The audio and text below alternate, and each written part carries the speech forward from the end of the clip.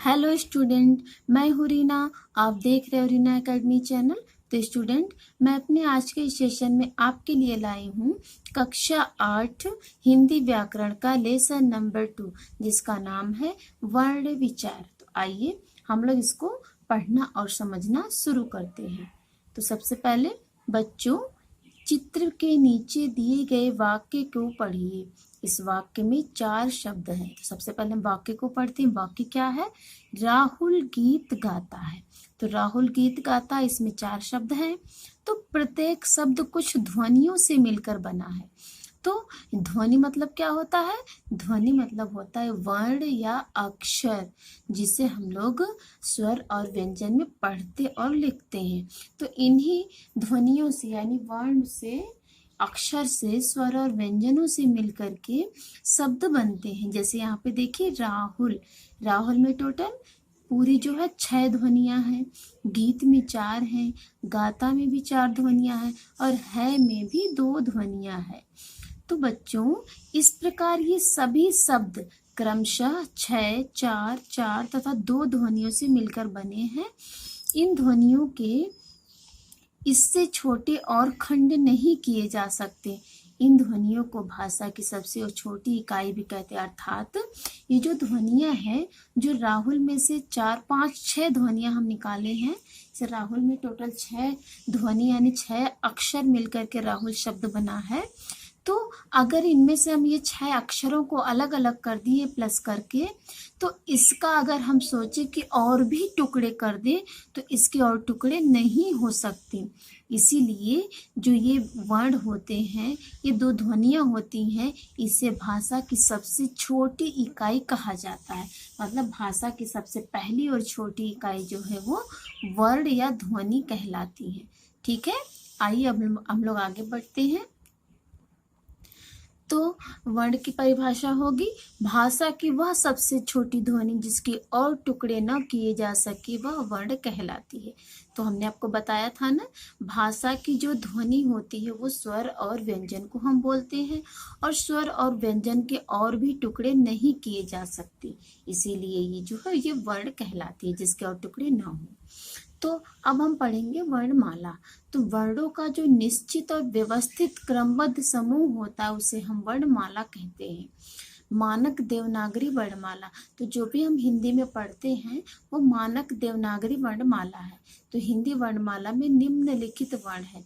स्वर में है 11 वर्ण, अ से लेके अ तक, और व्यंजन में देखिए क वर्ग में 5 वर्ण है, और च वर्ग में भी 5 अक्षर है, ट वर्ग में भी 5 अक्षर, त वर्ग में 5 अक्षर, और प वर्ग में 5 अक्षर है। और अंतस्थ जो है, अंतस्थ वर्ण कहते हैं य, र, ल, व को। और उष्म, जो उष्म व्यंजन है वो कहते हैं श, स, श, ह को। तो स्टूडेंट, इसमें देखिए जो क से लेके अंग तक होता है, इसे हम लोग क वर्ग कहते हैं।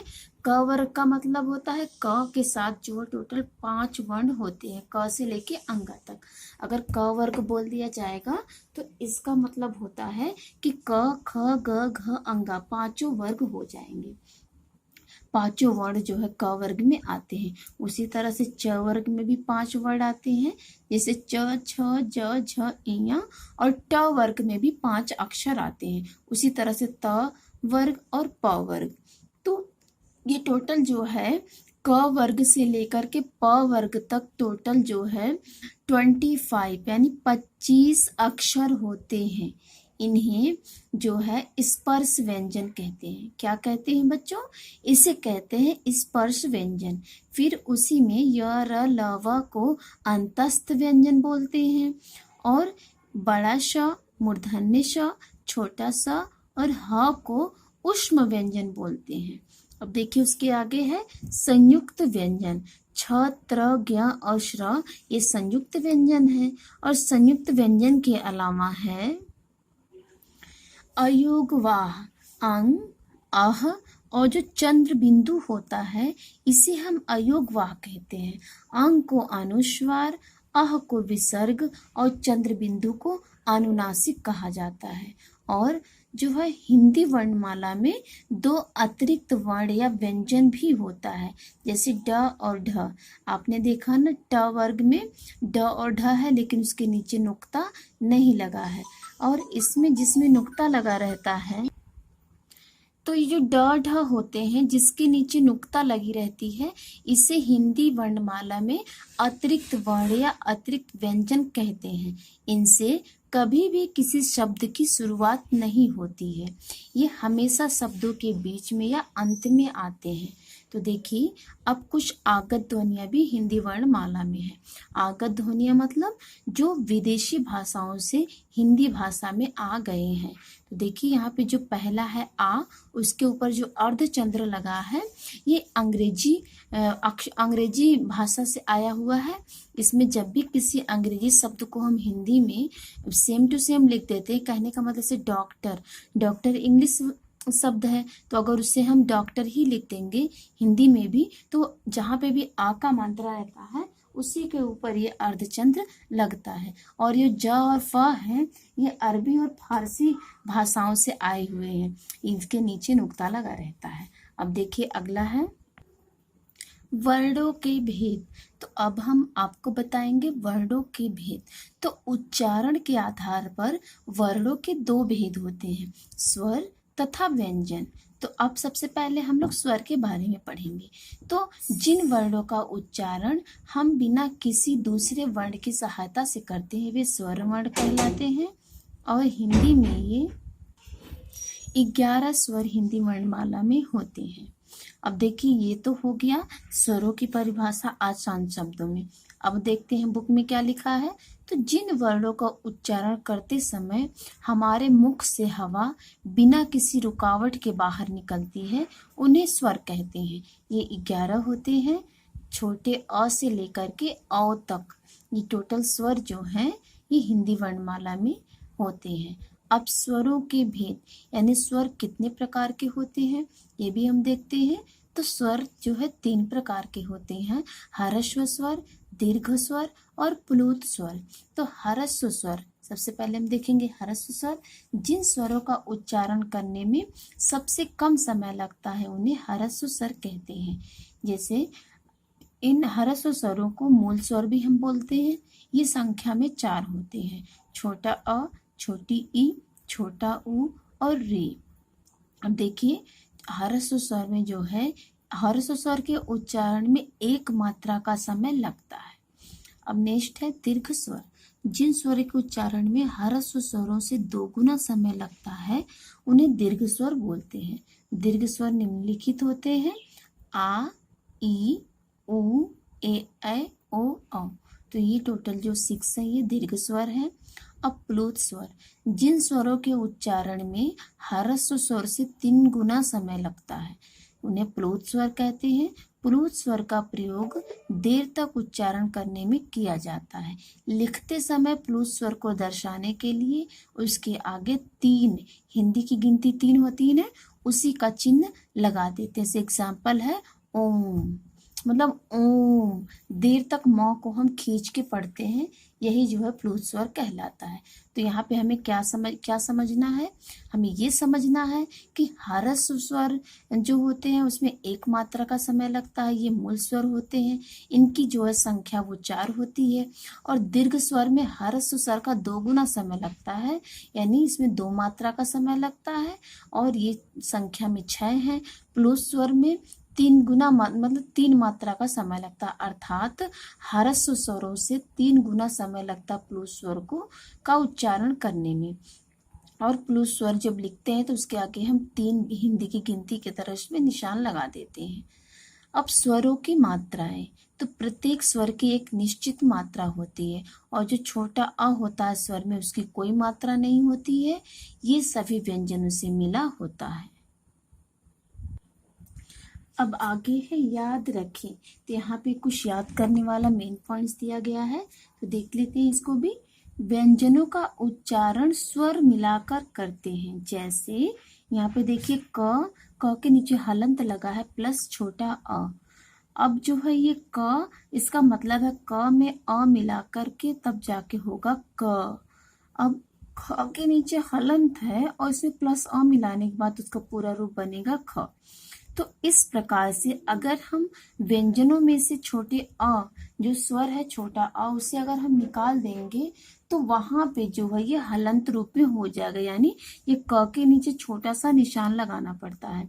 तो इसे तो हम लिख तो सकते हैं लेकिन पढ़ नहीं सकते हैं, पढ़ने में इसे कठिनाई होती है। तो इसीलिए व्यंजनों को स्वर युक्त करके यानी इसमें छोटा अ मिला करके इसको पढ़ने लिखने की व्यवस्था की गई है। और लिखते समय स्वरों का प्रयोग दो प्रकार से किया जाता है, मतलब जब स्वर को हम लिखते हैं तो इसका दो रूप होता है, एक अपने मूल रूप में स्वर लिखा जाता है, दूसरा मात्रा के रूप में। तो मूल रूप में जो जब स्वर को लिखते हैं तो देखिए यहाँ पे कुछ एग्जाम्पल दिया गया है, अनार, आम, इमली, ईंख। और अगर मात्रा के रूप में उसे हम लिखेंगे तो उसका एक निश्चित चिन्ह हो जाता है जिसे हम मात्रा कहते हैं। और जब व्यंजनों के साथ उस स्वर को हम जोड़ देते हैं तो अपने चिन्ह रूप में आ जाता है। जैसे आ की मात्रा एक खड़ी पाई की तरह होती है, जब वो क से मिल जाती है तो आ की मात्रा का बन जाती है। तो ये है स्वर, इनकी कुछ मात्राएं हैं, ये है इसका एग्जाम्पल यानी उदाहरण। जैसे छोटे अ की कोई मात्रा नहीं होती, इसमें हम कोई भी हम व्यंजन वर्डों को मिला के इसका कोई सार्थक शब्द बनता है उसे हम लिख देंगे, इसे कमल। और आ की मात्रा है कमला। इस तरह से टोटल जो है मात्रा वाले वर्ड हैं। अब ध्यान दीजिए यहाँ पे जो है र वर्ण के साथ छोटा ऊ तथा बड़े ऊ की मात्रा वर्ण के नीचे न लगकर वर्णों के बीच में लगती है। किस वर्ण के बीच में? र वर्ण के बीच में। देखिए जब हम र पे छोटे ऊ की मात्रा लगाते हैं या बड़े ऊ की मात्रा लगाते हैं तो वो हमेशा जो है वर्ण के र वर्ण के बीच में लगती है, इसके नीचे कभी भी मात्रा छोटे ऊ बड़े ऊ की नहीं लगती है। इसी तरह से र, ट, ठ, ड, ढ तथा ज के साथ री की मात्रा नहीं लगती है। तो ये कुछ मेन पॉइंट से याद करने वाले कि र में जो छोटे ऊ बड़े ऊ की मात्रा हमेशा बीच में लगती है और र, ट, ठ, ड, ढ और ज के साथ री की मात्रा कभी नहीं लगती है। अब बड़ा श के साथ री की मात्रा जोड़ने पर वो श्री बन जाता है। तो इसे श्र समझने की गलती ना करें, यानी जो श्रमिक वाला श्र होता है इसे ये वाला श्र समझने की गलती कभी ना करें, बल्कि जो इसमें बड़े श के साथ री की मात्रा जोड़ने पर इसका कुछ ऐसा रूप बनता जो आपकी बुक में दिखाया गया है। ओके, अब आगे हम लोग अयोगवाह पढ़ेंगे। तो स्टूडेंट अयोगवाह स्वर तथा व्यंजन के बीच के वर्ण माने जाते हैं। ये न तो स्वर है और न ही व्यंजन है, इनका स्थान स्वरों के बाद निर्धारित किया गया है। ये निम्नलिखित प्रकार के होते हैं, मतलब अयोगवाह जो होते हैं अंग, अह और अनुनासिक। तो ये जो है स्वर और व्यंजन के बीच के वर्ण माने जाते हैं और इनका स्थान वर्णमाला में स्वरों के बाद निर्धारित किया गया, मतलब स्वर लिखने के बाद हम इन्हें लिख सकते हैं। लेकिन ये जो अयोगवाह है ये स्वर और व्यंजन कुछ भी नहीं है, ये निम्नलिखित प्रकार के होते हैं। तो देखिए जो अंग होता है उसे अनुस्वार कहते हैं और जो अह होता है उसे विसर्ग कहते हैं और जो अ के ऊपर चंद्र बिंदु लगी रहती है उसे अनुनासिक कहते हैं। तो सबसे पहले हम अनुस्वार के बारे में जानेंगे। तो जिन वर्णों का उच्चारण करते समय हवा केवल नाक से निकलती है उसे अनुस्वार कहते हैं। इसे वर्ण के ऊपर बिंदु के रूप में लिखा जाता है। ऐसे उदाहरण है हंस, बंदर, कंस आदि। अब देखिए दूसरा है अनुनासिक। तो जिन वर्णों का उच्चारण करते समय हवा मुख तथा नाक दोनों से निकलते उन्हें अनुनासिक कहते हैं और ये वर्णों के ऊपर चंद्रबिंदु के रूप में लिखे जाते। से उदाहरण है हंस, माँ, चांद आदि। अब देखिए यहाँ पे हमें ये ध्यान देना है कि जो अनुस्वार है उनका उच्चारण करते समय हवा केवल नाक से निकलती है, लेकिन अनुनासिक का उच्चारण करते समय हवा मुख तथा नाक दोनों से निकलती है। अब यहाँ पे अनुनासिक का जो है कुछ मेन पॉइंट्स उसे हमें समझना है। जब किसी अनुनासिक जब सिरों रेखा के ऊपर कोई मात्रा लगी हो तो वहां अनुनासिक कैसे प्रयोग होता है ये यहाँ पे हम जानेंगे। तो देखते हैं, जब सिरों रेखा के ऊपर कोई मात्रा लगी हो तो चंद्र बिंदु के स्थान पर अनुस्वार का प्रयोग किया जाता है। जैसे उदाहरण है कहीं, यहीं, हैं। जैसे यहाँ पे देखिए चंद्र बिंदु लगना चाहिए, लेकिन यहाँ पे जो है मात्रा ऊपर लग गई है, सिरों रेखा के ऊपर लग गई है, इसलिए यहाँ पे चंद्र बिंदु की जगह पर अनुस्वार का प्रयोग किया गया है। अब देखिए अगला है विसर्ग। तो विसर्ग संस्कृत भाषा की ध्वनि है और इसका उच्चारण जो है वो ह के समान होता है। विसर्ग को वर्ण के समान दो बिंदु लगाकर प्रदर्शित करते हैं, यानी विसर्ग जो होता है वो दो बिंदी लगा करके उसे प्रदर्शित हम करते हैं, यही इसका चिन्ह है।